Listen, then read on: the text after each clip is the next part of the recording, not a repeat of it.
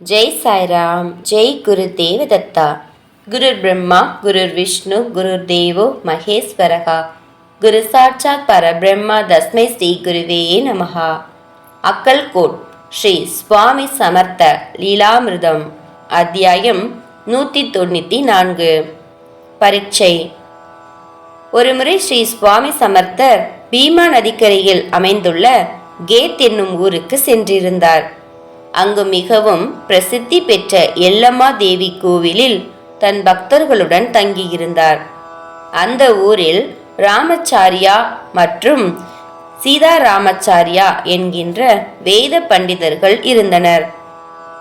மனூர் என்கின்ற ஊரின் கிராம தலைவரான அப்பா சாஹிப் ஸ்ரீ சுவாமி சமர்த்தரின் பரம பக்தர். அவர் மிகுந்த பக்தி ஸ்ரத்தையுடன் ஸ்ரீ சுவாமியை வணங்கிவிட்டு அவருடைய பாத தீர்த்தத்தை எடுத்து தன் குடும்பத்தினருக்கு அளித்தார். இதை கவனித்துக் கொண்டிருந்த இரு வேத பண்டிதர்களும், இங்கு என்ன நடந்து கொண்டிருக்கிறது? இவர் என்ன சந்நியாசியா? அவருக்கு ஜாதி கோத்திரம் போன்ற எதுவுமே கிடையாது. அவர் நினைத்த இடங்களில் எல்லாம் சாப்பிடுகிறார்.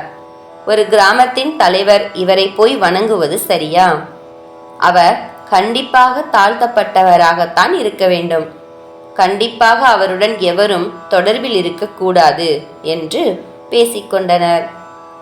அந்த பண்டிதர்களுள் ஒருவரான சீதாராமச்சாரியா எதையும் யோசனை செய்யாமல் முடிவுக்கு வர வேண்டாம், நாம் அந்த யதிக்கு ஒரு பரீட்சை வைக்கலாம், பின்னர் முடிவு செய்து கொள்ளலாம் என்று யோசனை கூறினார். எப்படி என்று ராமச்சாரியா கேட்டதற்கு, நீ பாகவதம் பகவத்கீதை போன்றவற்றில் இருக்கும் மிகவும் கடினமான ஸ்லோகங்களை அதன் அர்த்தத்துடன் உன் மனதுக்குள் ஓது.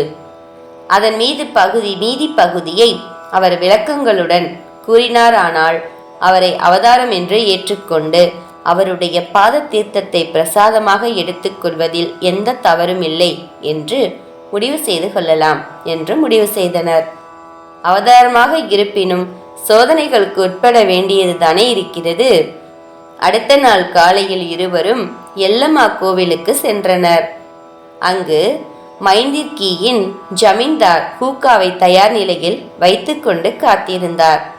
மகராஜ் துகிலெழுந்து அமர்ந்து கொண்டவுடன் ஜமீன்தார் ஹூக்காவை ஸ்ரீ சுவாமிகளிடம் அளித்தார். மகராஜ் அவரிடம், இன்று நீ முதலில் புகைத்துவிட்டு கொடு, என்னை சோதனை செய்வதற்காக ஒரு கூட்டம் வந்திருக்கிறது என்று கூறினார். பண்டிதர்கள் அனைவரும் ஸ்ரீ சுவாமிகளின் வார்த்தைகளை கேட்டுக்கொண்டு சுவற்றுக்கு மறுபக்கம் நின்று கொண்டிருந்தனர். வந்திருந்தவர்கள் ஸ்ரீ சுவாமியை இன்னும் நேரில் சந்திக்கவோ அல்லது அவரிடம் ஆசீர்வாதம் பெற்றுக்கொள்ளவோ இல்லை. ஆனால் அவர்களுடைய நீச புத்தியை அறிந்து கொண்ட ஸ்ரீ சுவாமி ரிக் வேதத்தில் இருந்து கடினமான ஸ்லோகத்தையும், பாகவதத்தில் இருந்து சில ஸ்லோகங்களையும், பகவத்கீதையிலிருந்து சில ஸ்லோகங்களையும் ஓதிவிட்டு யோக ரகசியத்தை விளக்கிவிட்டு பின்னர் உபனிஷத், யசுர்வேதம் மற்றும் சாம வேதத்தில் இருந்து சில மந்திரங்களை உச்சாடனம் செய்தார். அனைத்தையும் கேட்டுக்கொண்டிருந்த பண்டிதர்கள் அனைவரும் திக்கு முக்காடி போயினர். தங்களை தாங்களே கன்னத்தில் அறைந்து கொண்டனர்.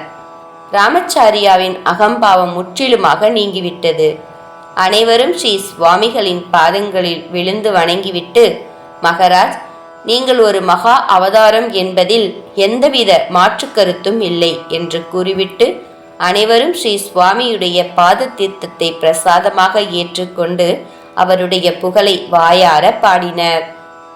ஒரு தாய் தன் குழந்தை அறியாமையில் செய்யும் தவறை உடனடியாக மன்னித்து விடுவாள். அவள் அக்குழந்தைக்கு புத்திமதி கூறி நல்வழிப்படுத்துவதிலேயே முனைப்பாக இருப்பாள். தாயுள்ளம் கொண்ட ஸ்ரீ சுவாமி சமர்த்தர் தன் பக்தர்களிடம் அப்படித்தானே நடந்து கொள்வார்.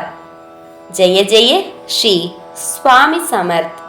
ஜெய் சாய்ராம். ஜெய் குரு தேவதத்தா. அனந்த கோடி பிரம்மாண்ட நாயக ராஜாதிராஜ யோகிராஜ பரபிரம்ம ஸ்ரீ சுவாமி சமர்த்த மகராஜ் கி ஜெய்.